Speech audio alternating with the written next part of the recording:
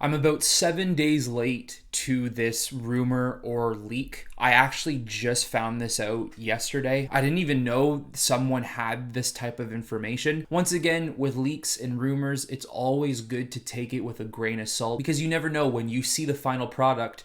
There are big chances that it doesn't end up being what you read on the internet. But sometimes leaks and rumors are absolutely true. So look, if you don't want to know anything about the Obi-Wan show, don't watch the video. Although I will say I don't fully know if I would consider this a leak. Maybe certain details I would maybe consider a leak. I do believe most of what I'm about to read to you here has already been known to us. Like, they full out came out and told us that Obi-Wan and Darth Vader are going to be fighting one another in this new show, that they were going to be having a rematch. So the only things that could possibly be considered a leak here is the details on what will happen in the fight, and even then it still doesn't give you every detail that will probably happen in the show. And once again, always keep in mind that there is possibly a chance that this doesn't happen. I am feeling good about what I'm reading here because if it does happen, I'll be very, very happy about this. So I'm going to read all the bullet points right now, and then after that, we can talk about it. I'll even put the link in the description so that you can go check it out yourself. So an infamous leaker has released new details on the Obi-Wan Kenobi show. So these are some of the main points, and some of them are really interesting. So apparently we are getting peak Obi-Wan Kenobi in the series.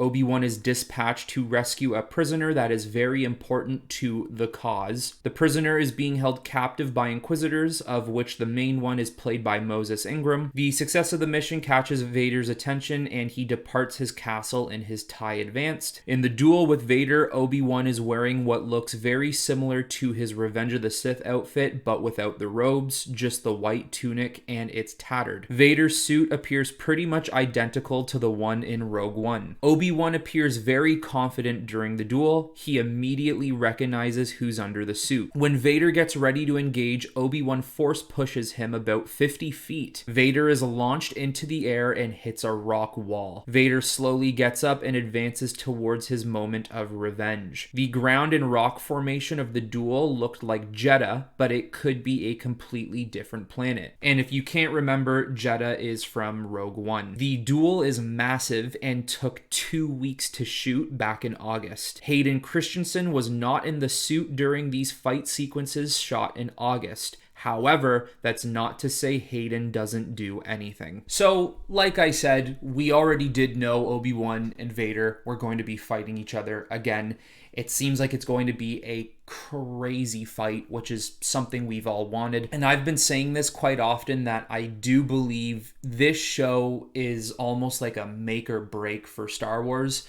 If they mess this show up, as if Star Wars isn't already in deep water as it is with some of the decisions and creative efforts they've made in the past. If they found a way to screw up this Obi-Wan show, it would be very, very bad, and the future of Star Wars wouldn't look pretty at all.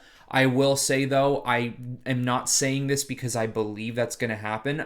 I'm just saying, like, it just wouldn't be good. But I do think Obi-Wan is in great, great hands. I think they know what they're doing, and I can't wait for this show. And that whole section there about Obi-Wan and Vader, that really excites me. So it's very interesting because a lot of people might think, how is Obi-Wan in his peak, because wasn't he in his peak during episode 3 when he fought Anakin? I mean, you could make an argument that he was, and maybe he was getting there, but I do believe Obi-Wan enters his actual peak in Force abilities after episode 3, when really he spends just a whole generation soaking in the Force and learning how to be one with the Force from his old master Qui-Gon, which I'm really hoping we get some sort of Liam Neeson in this show. If you even just hear his voice talking to Obi-Wan, I really hope we get something. And if you're a Star Wars fan who has watched the cartoons, when you watch Rebels, look how easily and swiftly he just destroyed Darth Maul. Darth Maul never had a chance walking into that fight. 11 times out of 10, Obi-Wan wins that battle. It's just because Obi-Wan is so prepared and patient and confident and disciplined. This will probably take place a couple of years before that episode, because I'm pretty sure that Rebels episode is about a year or two before A New Hope. And this show is about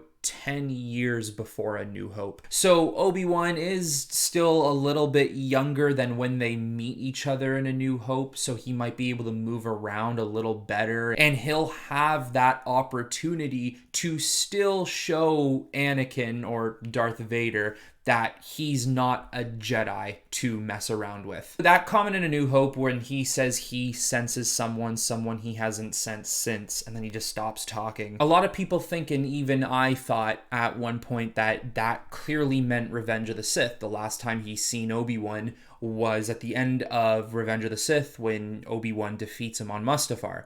But that's just because that's what we know. There is no definitive line or statement that specifically says the last time they saw each other was Revenge of the Sith. Because this takes place still about 10 years before A New Hope, that is enough time for, Vader to still have that line in A New Hope and say, I haven't felt this presence since, and then stops talking. So clearly, as we can see here, they have met each other at least one more time after Revenge of the Sith, and I'm all for it. So that one line there that says Obi-Wan is dispatched to rescue a prisoner that is very important to the cause. A lot of people are thinking that this is possibly Princess Leia, that she has been kidnapped by the Empire. I could see it being Leia. That would be pretty interesting.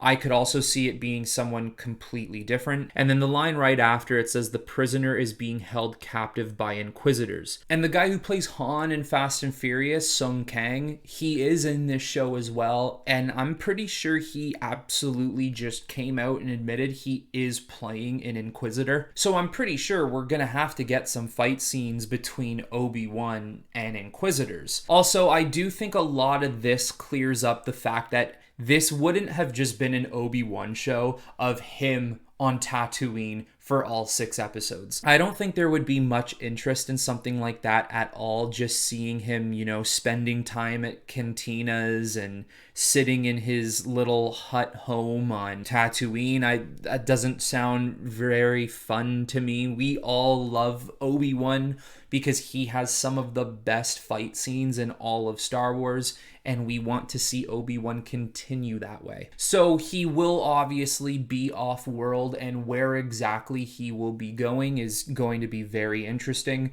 The one thing I don't think they can get away with is having Vader on Tatooine, because the minute he comes to Tatooine and finds Obi-Wan, he's going to immediately start to wonder why he's spent so much time living on this planet, and it would just be too much of a dead giveaway that he's protecting someone and Anakin finds out his son's on the planet. So they can't do that. I don't think Vader can follow him to Tatooine. It's got to be somewhere else. So they do mention Jedha in this rumor. And Jedha is the planet in Rogue One that the Death Star initiates its first test and destroys the entire city of Jedha. And that is where Saw Gerrera dies in Rogue One. So there's a scene in Rogue One where the Imperial pilot is trying to meet with Saw Gerrera because he's turned on the Empire. And there's a part where they take him captive and they put a bag on his head and they start leading him to Saw Gerrera's hideout. And as they're walking through the desert, the camera zooms out and you can see a statue of a Jedi buried in the sand, and it's been destroyed. I don't know if this is going to happen because we still don't even know if it's actually on Jedha.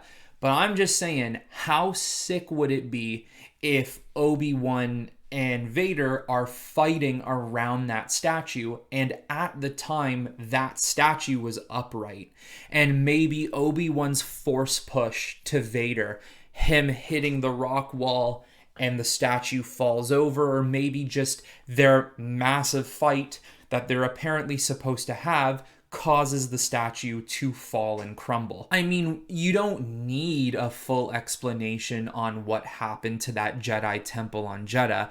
you can probably just assume that when the Empire took over, they were raiding all the Jedi temples in the galaxy and destroying them. Or maybe the Jedi temple on Jeddah is so old that this was a temple that was destroyed thousands of years ago.